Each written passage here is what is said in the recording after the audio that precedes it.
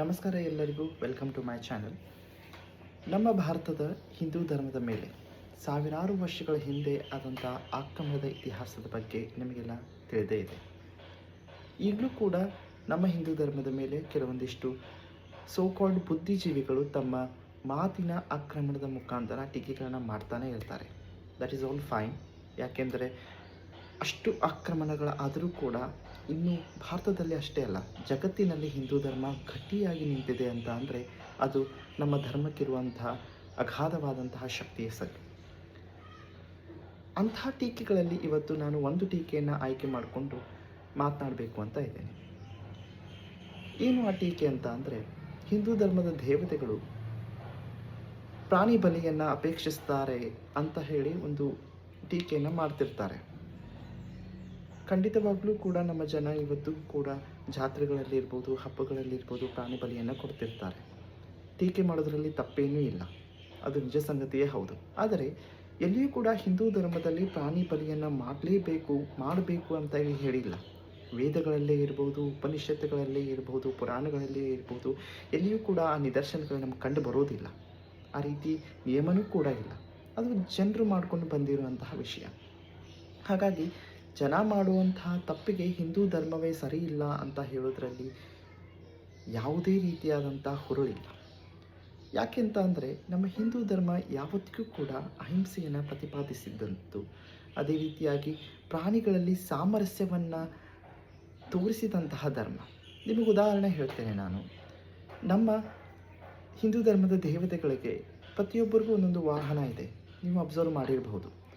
ಉದಾಹರಣೆಗಾಗಿ ನಮ್ಮ ಗಣಪತಿಯ ವಾಹನ ಮೂಷಿಕ ಅಂದರೆ ಇಲಿ. ಅದೇ ರೀತಿ ಗಣಪತಿಯ ತಂದೆ ಶಿವ ಅಥವಾ ಈಶ್ವರ, ಅವನ ಕೊರಳಿನಲ್ಲಿ ಸರ್ಪ ಇರೋದನ್ನು ನೀವು ಅಬ್ಸರ್ವ್ ಮಾಡಿರ್ಬೋದು. ಆ ಸರ್ಪದ ಹೆಸರು ವಾಸುಕಿ ಅಂತ ಹೇಳ್ತಾರೆ.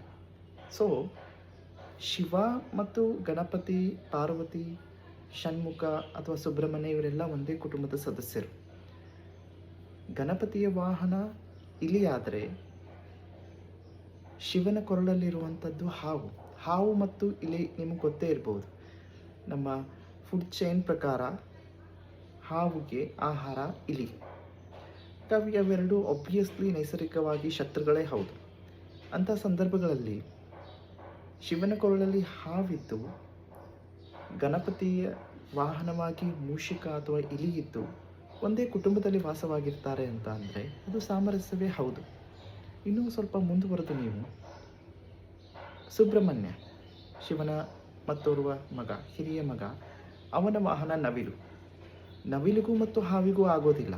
ಅವೆರಡೂ ಕೂಡ ಶತ್ರುಗಳು, ಆದರೂ ಕೂಡ ಅವರು ಒಂದೇ ಕುಟುಂಬದಲ್ಲಿರ್ತಾರೆ.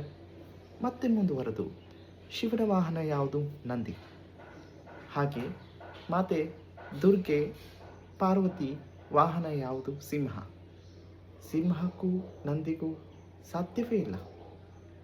ಹೀಗಿರುವಾಗ ಗಣಪತಿಯ ವಾಹನ ಇಲಿ, ಶಿವನ ಕೊರಳಲ್ಲಿರುವಂಥ ಹಾವು, ಸುಬ್ರಹ್ಮಣ್ಯನ ವಾಹನ ನವಿಲು, ಶಿವನ ವಾಹನ ನಂದಿ, ಮಾತೆ ದುರ್ಗೆಯ ವಾಹನ ಸಿಂಹ. ಇವೆಲ್ಲವೂ ಕೂಡ ಸಾಮರಸ್ಯವನ್ನು ತೋರಿಸುವಂಥದ್ದು. ಸಿಂಬಾಲಿಕಲಿ ನಮ್ಮ ಹಿಂದೂ ಧರ್ಮ, ಹಿಂದೂ ದೇವತೆಗಳು ಏನು ಹೇಳ್ತವೆ ಅಂತ ಅಂದರೆ ಸಾಮರಸ್ಯದಿಂದ ಇರಬೇಕು ಅನ್ನೋದನ್ನು ಅದನ್ನು ಸೂಚಿಸ್ತವೆ. ನೈಸರ್ಗಿಕವಾಗಿ ಯಾವೂ ಕೂಡ ಸಾಮರಸ್ಯದಿಂದ ಇರೋದಿಲ್ಲ. ಆದರೆ ಮನುಷ್ಯ ಜಾತಿಗೆ ನಮ್ಮ ಹಿಂದೂ ದೇವತೆಗಳು ಹೇಳಿಕೊಡುವಂಥ ಪಾಠ ಅದು. ಇನ್ನೂ ಮುಂದುವರೆದು ನೋಡಿ ನೀವು, ವಿಷ್ಣು ತನ್ನ ವೈಕುಂಠದಲ್ಲಿ ಯಾವುದರ ಮೇಲೆ ಮಲಗಿರ್ತಾರೆ? ವಿಷ್ಣು ಹಾವಿನ ಮೇಲೆ ಮಲಗಿರ್ತಾರೆ. ಆ ಹಾವಿನ ಹೆಸರು ನಿಮಗೆ ಗೊತ್ತಿರ್ಬೋದು, ಆದಿಶೇಷ ಅಂತ ಹೇಳಿ. ವಿಷ್ಣುವಿನ ವಾಹನ ಯಾವುದು? ಗರುಡ, ಹಾವು ಎರಡೂ ಆಜನ್ಮ ಶತ್ರುಗಳು.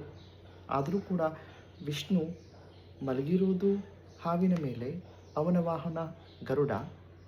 ಹೇಗೆ ಸಾಧ್ಯ ಇದೆಲ್ಲ ಹೇಗೆ ಸಾಧ್ಯ ಅಂದರೆ ನಮ್ಮ ಹಿಂದೂ ಧರ್ಮದಲ್ಲಿ ಎಲ್ಲವೂ ಕೂಡ ನಾವು ಸಿಂಬಾಲಿಕ್ಕಾಗಿ ಹೇಳೋದಕ್ಕೆ ಪ್ರಯತ್ನ ಪಡ್ತೇವೆ. ಯಾವತ್ತೂ ಕೂಡ ಹಿಂದೂ ಧರ್ಮ ಹಿಂಸೆಯನ್ನು ಅಪೇಕ್ಷಿಸೋದಿಲ್ಲ, ಹಿಂಸೆಗೆ ಪ್ರಚೋದನೆ ನೀಡೋದಿಲ್ಲ. ಯಾವಾಗಲೂ ಕೂಡ ಅಹಿಂಸಾ ಪರಮೋ ಧರ್ಮ ಅಂತಲೇ ನಾವು ಹೇಳುವಂಥದ್ದು. ಹಾಗಾಗಿ ಯಾವುದೋ ಕಾಲದಲ್ಲಿ ಕೆಲವೊಂದು ಸಂದರ್ಭದಲ್ಲಿ ಮಾಡಿದಂತಹ ಪದ್ಧತಿ ಮುಂದುವರಿತಾ ಬಂದಿದೆ. ಖಂಡಿತವಾಗ್ಲೂ ಹಿಂದೂಗಳಾಗಿ ನಾವು ಅವುಗಳನ್ನು ಬದಲು ಮಾಡ್ತಾ ಬರಬೇಕು. ಅದರ ಬದಲಾಗಿ ಹಿಂದೂ ಧರ್ಮವೇ ಸರಿ ಇಲ್ಲ ಅನ್ನೋದರಲ್ಲಿ ಯಾವ ನ್ಯಾಯವೂ ಕೂಡ ಇಲ್ಲ.